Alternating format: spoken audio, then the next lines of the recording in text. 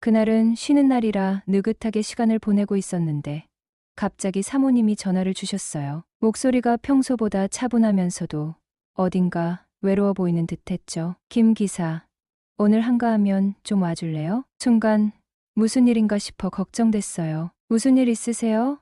했더니 별일은 아니고 그냥 혼자 있으면 적적해서라며 쓸쓸한 웃음을 지으셨죠. 갑자기 아드님이 외국에 가 계시다던 이야기가 생각나더군요. 아, 사모님도 외롭구나. 그때부터 이상하게 사모님이 조금 더 다르게 보였던 것 같아요. 도착하니 사모님은 차 한 잔을 내놓으시며 저에게 앉으라 하셨어요. 차분히 이런저런 이야기를 나누다 보니 그분이 혼자 지내시는 동안 얼마나 외로움을 느끼셨는지가 자연스럽게 드러났어요. 사모님은 남편과 사별하신 뒤로 사람들에게 둘러싸여 있지만 실은 외로움 속에 계셨던 거죠. 제가 그 분위기에 휩쓸렸는지 농담 반 진담 반으로 물었어요. 혼자 지내기 적적하시면 남친이라도 하나 만들지. 그러세요? 능력도 있으시고 미모도 있으신데 왜 혼자 계시는 거예요? 사모님이 쓴웃음을 지으시더니 조용히 대답하셨어요. 요즘은 웃을 일도 없고 그런데 김 기사 덕분에 요즘 사는 재미가 조금은 생겼어. 순간 마음이 뭉클했죠. 저도 어쩌면 이분이 저에게 의지하시는 걸 느끼고 있었지만 직접적으로 말씀하시니 마음 한구석이 찌릿했어요. 그동안 사모님이 저를 얼마나 신뢰해 주셨는지도 깨닫게 됐고요. 그러다 무슨 용기였는지 장난을 던지듯 말을 꺼냈어요. 요즘 돈 많은 강남 사모님들은 애인 하나씩 키우신다던데 우리 사모님은 혹시 만나는 남자 없으세요? 그 순간 사모님이 미소를 띠며 한참을 저를 바라보시더니 남자? 안 그래도 구하는 중이야 라며 농담처럼 웃으셨어요. 그 말에 저도 모르게 혹시 저는 아니죠? 튀어나와 버렸죠. 사모님은 한참을 웃으셨지만 그 말 속에 숨겨진 진심을 느끼셨던 걸까요? 한참 웃으신 후 사모님은 손을 살짝 내밀어 제 손을 잡으셨죠. 손끝이 따뜻하고 마음속 외로움이 느껴지는 것 같아 가슴이 두근거렸어요. 그날 이후 사모님과 저는 자연스럽게 가까워졌습니다. 퇴근 후 가끔씩 그녀와 드라이브를 가거나 카페에 들러 시간을 보냈죠. 남들 눈에는 주인과 직원의 관계로 보였겠지만 저희 사이엔 차츰 애틋한 감정이 피어났습니다. 그녀도 제가 곁에 있는 것을 은근히 기뻐하셨죠. 특히 어느 날 밤 조금 늦은 시간까지 함께 있다가 헤어질 때 사모님이 살짝 손을 붙잡으셨을 때는 가슴이 뛸 수밖에 없었어요. 사모님은 웃으며 김 기사 덕분에 많이 외롭지 않아졌어. 고마워 라고 말씀하셨고 저는 그 말이 오래도록 머릿속에 남아 잊혀지지 않았습니다. 그날은 평범한 날처럼 보였지만 내 인생에 아주 새로운 장이 열리는 시작이 될 줄은 몰랐습니다. 강남의 대형 건물 주차장에서 일하던 어느 날 정산 후에도 꼼짝 않던 벤츠 한 대가 눈에 들어왔습니다. 차 안을 들여다보니 50대 후반에서 60대 초반으로 보이는 여성이 나를 지그시 쳐다보고 있더군요. 구찌 선글라스, 샤넬백, 그리고 우아한 차림새까지.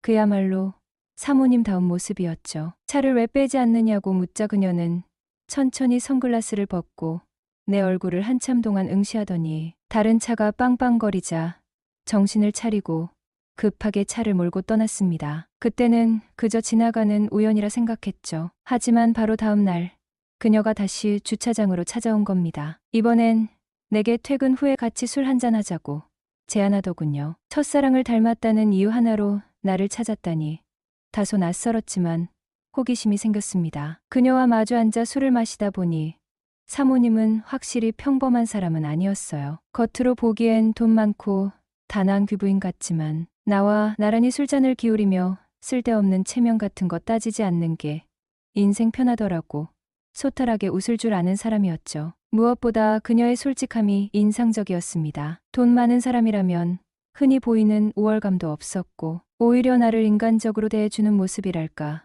그러니 나도 점점 마음을 놓고 즐겁게 대화를 나눌 수 있었습니다. 그녀는 내가 얼마의 월급을 받느냐며 슬쩍 묻더군요. 대답이 부끄러워 머뭇거리니 내가 그냥 물어본 건 아니야. 사실 요즘 나와 함께 일해줄 사람이 필요하거든 하며 의미심장한 눈빛으로 바라보았죠. 그러더니 본인이 몇 년 전 남편과 사별하고 혼자 지내고 있다며 옆에 든든한 사람 하나 있었으면 좋겠다고 하더군요. 그리고는 내가 임대업을 하고 있어서 주차 관리보다 조금 더 많은 일을 할 수 있는 사람을 찾고 있었거든요라며 제게 파격적인 제안을 했습니다. 월급 500만 원에 특별 보너스까지 챙겨주겠다는 거였습니다. 매달 280을 받으며 근근히 살던 나로선 정말 꿈같은 이야기였죠. 수행비서 겸 운전기사로 나와 함께 다니며 이것저것 도와달라는 부탁이었는데 그날 저도 모르게 사모님께 은혜를 갚겠습니다라는 말이 나왔습니다. 다음 날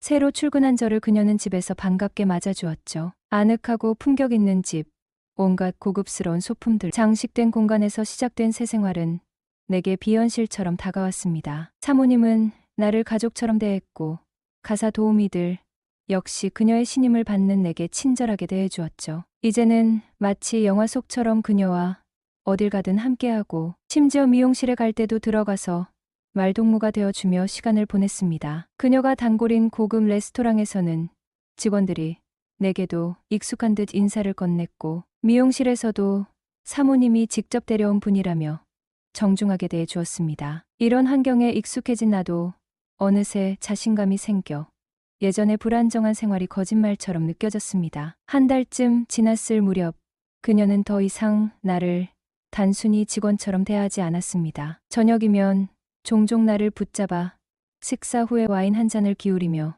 오랜 시간을 나누었죠. 가끔은 마치 연인처럼 내게 속마음을 털어놓고 나 또한 오랫동안 묻어두었던 상처를 그녀와 함께 나누었습니다. 그녀의 눈빛 속에서 나를 믿고 내 곁에 머물러 주길 바라는 미묘한 감정이 느껴졌습니다. 그날도 역시 저녁을 함께하고 와인 한 잔을 나누다 그녀가 갑자기 손을 내밀어 내 손을 살짝 잡았습니다. 차분하고 따뜻한 손길에 순간 가슴이 두근거렸지만 그저 덤덤하게 그녀를 바라봤죠. 김 기사 아니 이제는 그냥 김 씨라고 불러도 될까? 그녀의 그 말에 우리는 잠시 눈을 마주치며 잔잔한 미소를 나눴습니다. 이렇게 점점 그녀와의 인연은 깊어져 갔고 매일이 평범하지 않게 느껴졌죠. 강남 한복판에서 그녀의 곁을 지키며 사모님을 향한 나의 감정도 어느새 조금씩 깊어지고 있었습니다. 그날 사모님은 갑자기 기분이 좋아진 듯 경치 좋은 양평으로 드라이브를 가자고 했다. 평소처럼 차를 몰고 가면서도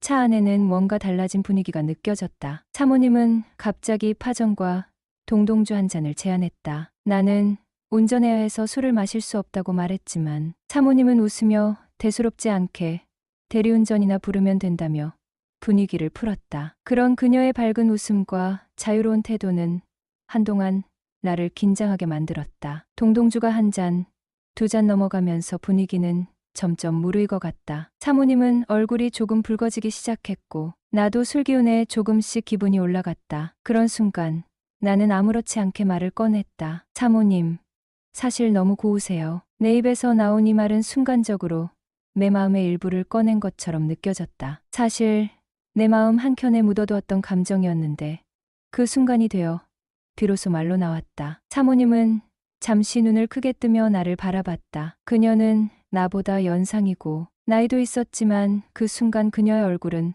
마치 소녀처럼 당황하고 있었다. 김 기사님, 그녀의 목소리가 떨렸다. 그 순간 나는 나도 모르게 더 깊은 감정을 느꼈다. 단지 외모가 아니라 그녀의 내면에 흐르는 외로움과 고립감도 보였기 때문이다. 나는 다시 한번 마음을 담아 말했다. 정말 예쁘세요. 술이 더 올라가면서 사모님의 눈빛이 흐려졌다. 그때부터는 나도 더 이상 참을 수 없었다. 내 감정이 계속해서 터져나왔고 그저 술기운에 떠는 대로 말할 수밖에 없었다. 사모님, 조금만 더 쉬어요. 조심하셔야죠. 그녀는 나를 부르고 아무런 의심 없이 내 손을 잡았다. 그 순간 내 마음 속에 복잡한 감정이 한꺼번에 솟구쳤다. 그녀가 날 믿고 의지하는 모습, 그리고 내가 그 믿음을 지켜주고 싶은 마음이 하나로 얽혔다. 그리고 그녀가 고백했다. 처음 널 봤을 때부터 반했어. 내가 힘든 상황에서 나를 도와주고 함께 있으면